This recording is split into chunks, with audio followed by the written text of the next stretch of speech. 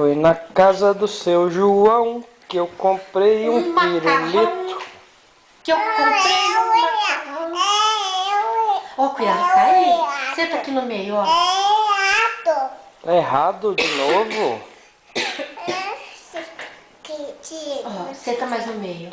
Não é na casa do seu Fala João? contigo assim, ó. Foi na loja do mestre André que eu comprei um pifarito. Um pifarito. Ai, olé, ai, olé. Foi na loja do mestre André. Ai, olé, ai, olé. Foi na loja do mestre André. Ah, então agora eu aprendi. Então eu vou cantar outra música agora. O sapo não lava a mão. Tá errado de novo? O que tá errado? Canta pra ele, Bia. Vamos nós duas. O sapo não lava o pé. Não lava porque não quer. Ele mora lá na lagoa. Não lava o pé porque não quer. Esse é do DVD do Pocotó Pocotó? Ah, borboletinha. Aquela que canta assim. Borboletinha tá no banheiro. Errado? Esse tio é Borboleta. Tá na cozinha. Fazendo o quê? O que a borboleta tá fazendo? Comida pra você. Comida pra mim? Poti, poti. Verdade. Bom. Olho de vidro.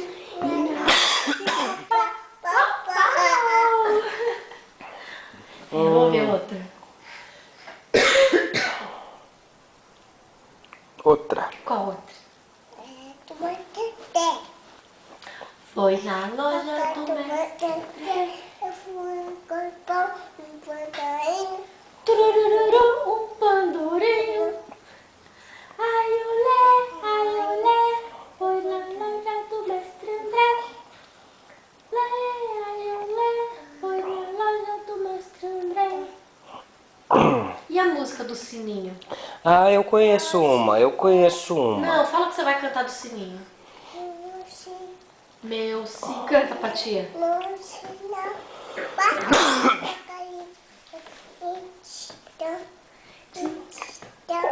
Está chovendo, Vou ver, fala aqui. o que fazer?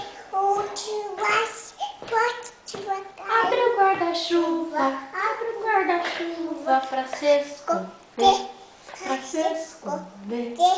Motorista, olha o Pode. olha o poste, não é de borracha, não é de borracha. Vai bater, vai bater. Meu lanchinho, vou comer, pra ficar fortinho e crescer, e crescer. Oi, o que é? O que você quer?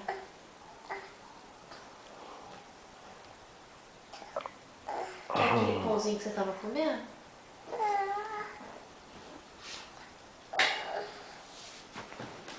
O que você quer? Alguma coisa aqui na geladeira?